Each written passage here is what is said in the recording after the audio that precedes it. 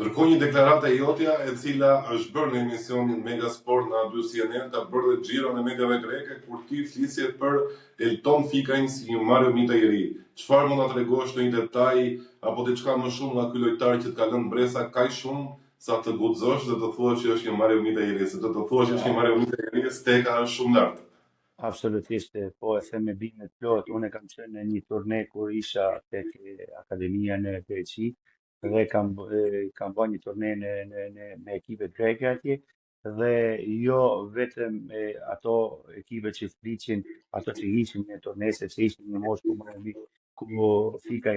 ishte në një moshë 15 vjeçare, në momentin kur ishon, jo vetëm ato që na rrethonin ne, por të jesh atje pak më ndryshe, të futesh brenda tek kampusi ose tek pjesa e Panathinaikos është goxha e vështirë. Pra duhet të kesh shumë talent që të jesh pjesë e Panathinaikosit në Greqi. Është një ekip i cili gati çdo vit merr pjesë në grupet e UEFA League, Champions League dhe Conference League, pra ka një goxha rritje, ka një goxha sistem të ndërtuar shumë mirë dhe unë kam qenë atje dhe të gjithë ato që moshën 15-16 vjeçare fliqin për të. Pra kishte një teleskop i cili po e vëzhgonte nga lart gjallë duke u rritë. Dhe në momentin që unë e kam pa duke luajtur atje, e kam pa shumë gjëra të cilat me bënë që të besoj se ai do të bëjë lojtar. Çfarë veçon nga loja e tij? Që ta tajmë edhe shikuesit. Qetësia që e karakterizon si natyrë, pra mënyra se si ai e merr topin, e mbron topin, largohet nga kundërshtari, me drejtimin e duhur, pasimin e ka natyrshëm saktë,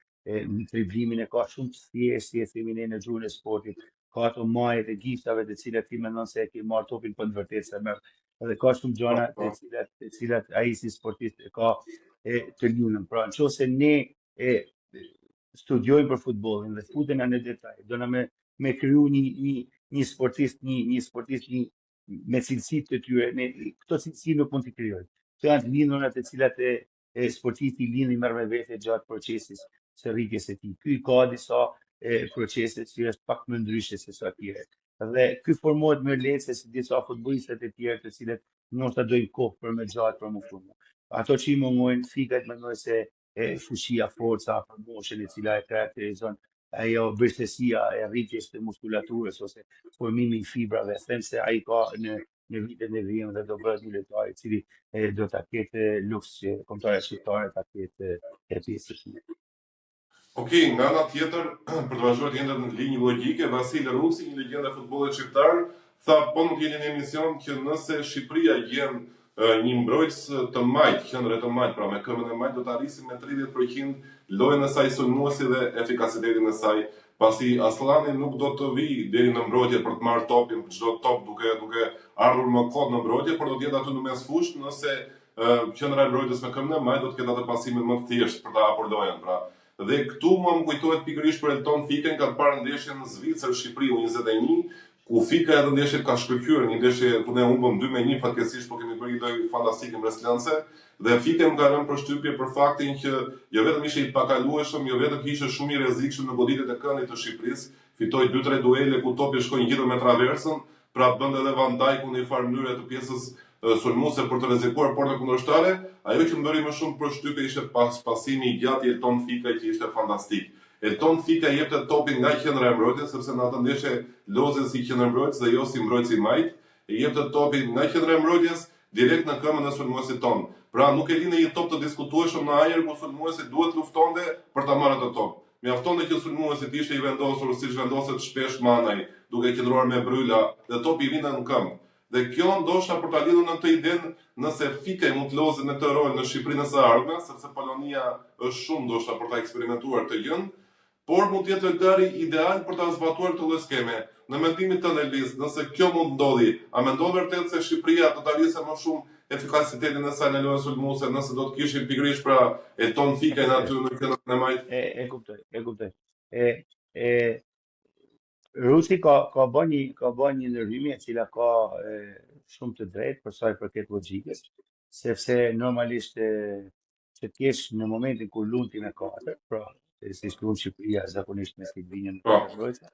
Dyshja që janë të smëjtës, në qoftë se janë me këmbë natyrale, pasimi i brendshëm, siç e quajmë në gjuhën sportive, pasimi i brendshëm perfekt mes ushorët ose mes linjave, e ka shumë më thjesht një mbrojtës ku lun krahun e majt për stopër i majt me këmbën e majt.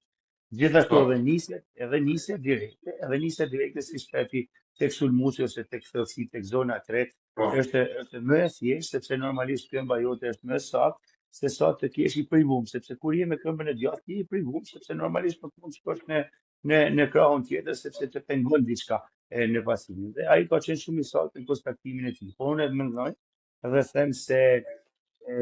ndoshta mund të jetë shpejt si stati më përpara, por do të ishte perfektja, do të ishte nëse Shqipëria do lunte me 3,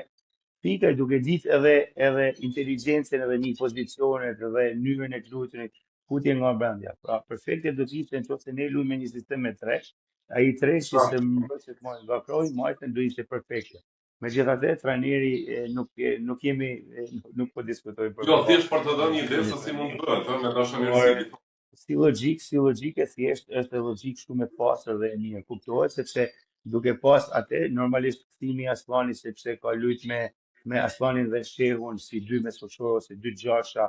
ose mund t'i thuj dhe 3 në mënyrën bashkë me Laçin kanë bërë një sistem rotacioni, lojtar duke